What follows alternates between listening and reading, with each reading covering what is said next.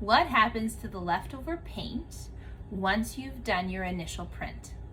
Hi, my name is Krista, the Silk Scarf Lady, and today we're going to use our paint for multiple prints. So we're going to make one design, and we might rework that design a couple of times, but we're going to see how many prints we can get out of it before the paint is completely gone. So if we haven't met before, my name is Krista. I am located in Canada, in the central Okanagan in British Columbia. And if you are watching from somewhere outside of Canada, I would love for you to comment, and even inside of Canada, I would love for you to comment and tell me where you're watching from. So today in my tray is gel. It's made up of seaweed powder and water, and we are going to print using the technique called water marbling to print onto some paper today. So if you're just getting started and you're like, what are you doing? How do I do that at home? I highly recommend this kit. It's by a company called Jacquard. You can order it online. And it comes with everything you need to get started and do at least 1 to 2 sessions so you can kind of get your feet wet and see if this technique is for you. So first step we're always going to do is the skimming. So I've just got my strips of newspaper and we're just going to skim across the surface. And we're going to add some paint. So whenever you make a design, you always have the option to clean off that surface and start fresh. But you can also rework that paint and reprint. So I'm just going to start by adding some of my paint. So this is called soft turquoise. I'm just going to gently squeeze to allow those droplets to fall to the tray, and they're going to start to create what we call a stone pattern or a boulder pattern.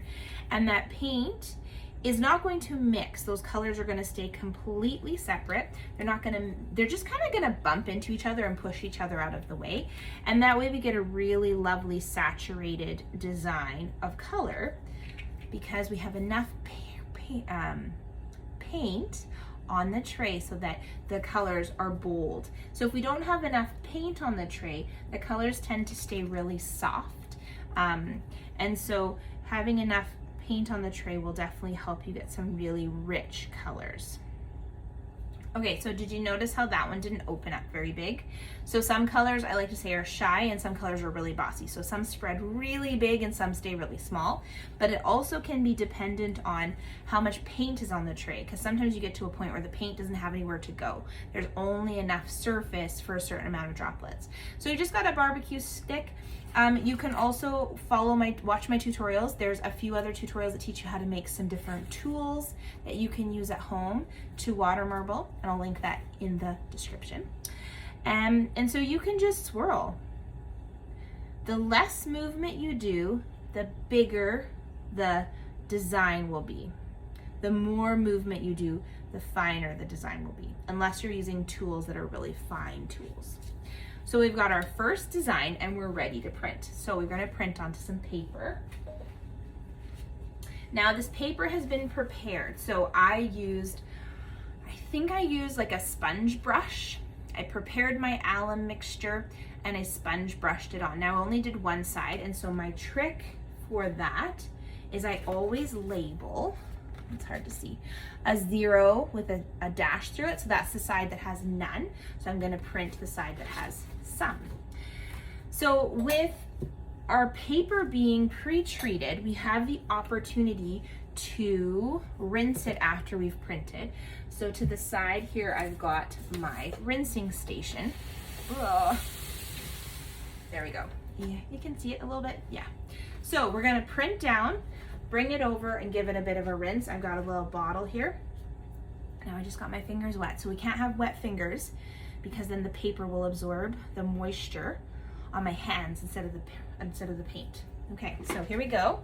Now if I go down really straight, I'm gonna get bubbles. I wanna go on a bit of an angle and print. So I can go on an angle from this side, doesn't matter, just an angle. We can also bend the paper slightly if we want. We're just gonna allow it to touch and kind of push it down.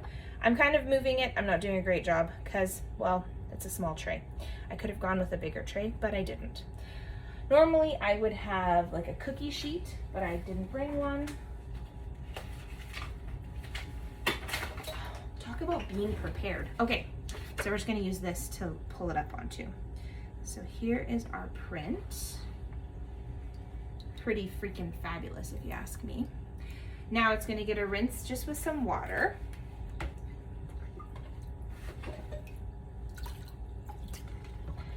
Really soft application of water so that we're not being really rough with it and pushing all that paint off. That turned out really good. So that's been rinsed with some water. Okay, so now how are you gonna dry it? Well, I've got this clothing rack behind me. I'm just gonna flop it on there. I'm not super fussy, it's just paper. It's gonna curl, and then after I'm finished with it, like after it's dry, I can iron it and flatten it out, so I'm not super worried. You could hang it with clothespins, but I do find that the clothespins tend to remove some of the color from where they've been attached. So if that's important, you could do that option as well.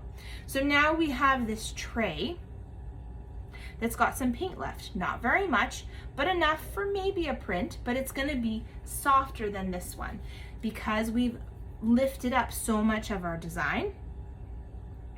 So there's tons of things you can do with this.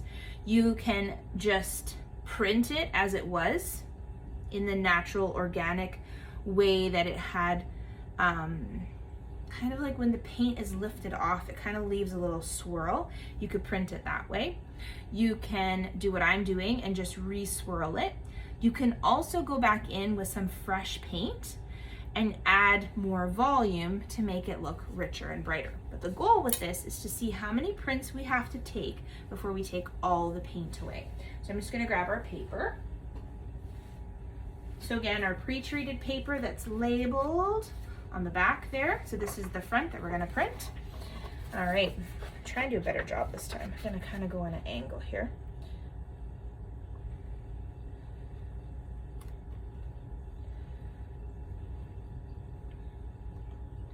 Okay, so this is print number 2 of the same paint. We haven't added any paint.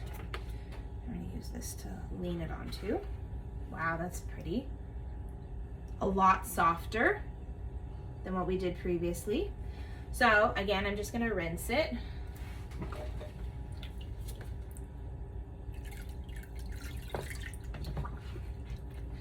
So rinsing is just rinsing off the excess, getting rid of the gel.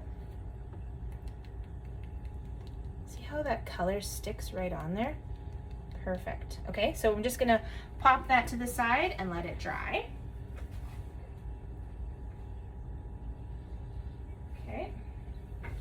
All right, so that's print 2 done. Now on to print 3. Now, there's not a lot left in here. You're thinking, Krista, you're crazy. There's not much left in there. There's still paint in there. One more stick. So just gonna go back and forth. I think this might be our last one. Maybe. It's gonna be really, really soft. What could we do that would be different? We could pull. Yeah, let's try this one. And a bit of a wiggle. I'm gonna go kind of like an S as I move it. Okay, so that one's a 1 inch, a 2 inch, and then 1 inch is again. That one. Okay, so not very much on there. Let's see.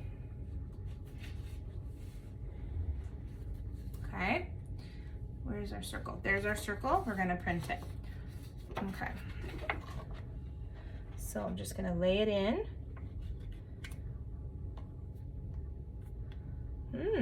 Let's see how much paint is on there. I'm always interested. Experiment is fun. Not much. A little bit, but not much. Really, really soft. It would make a really great background for like a card making class or something, like paper. Yeah, you can kind of, hopefully you can see it. Just a little bit of color there. So I would say that would probably be my last print for that one, because there's not gonna be anything left. But should we try it?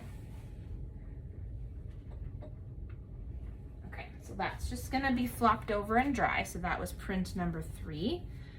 Should we try print number 4? Let's see. Okay, same paper. I'm And this time we're not going to do any movement. Now we've got 2 bubbles. We can pop them. And whatever paint is left on the surface, it's gonna leave a little splat. Okay, so where's the back? Here's the back.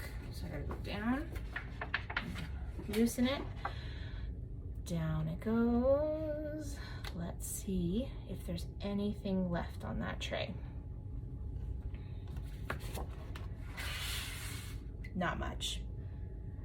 Got a few little circle shapes, but pretty much like nothing. There's a little bit of pigment there, a tiny bit there. So we used it up. So I'm gonna rinse it.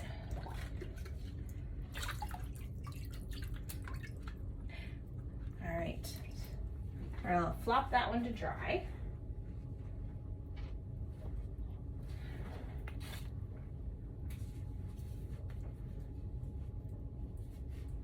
So my question is, would you reprint your design? So you printed a really bright one, and then would you reprint the soft one? Would you do the third one?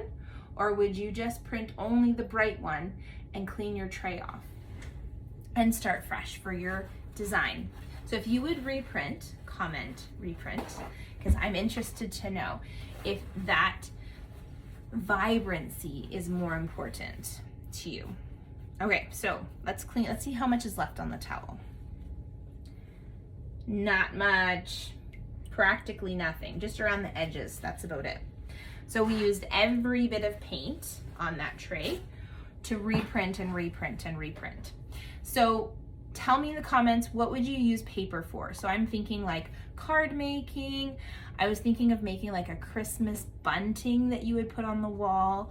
What was the other thing I had seen? Oh, I had seen this really cool pine cone that they kind of covered in paper. They made all these paper folding to make the shape of a pine cone. I'll have to see if I can find it. But you can do so many cool things with paper, especially paper that you've made yourself. So I hope you water marble, and I hope you have a great day, and thanks for following.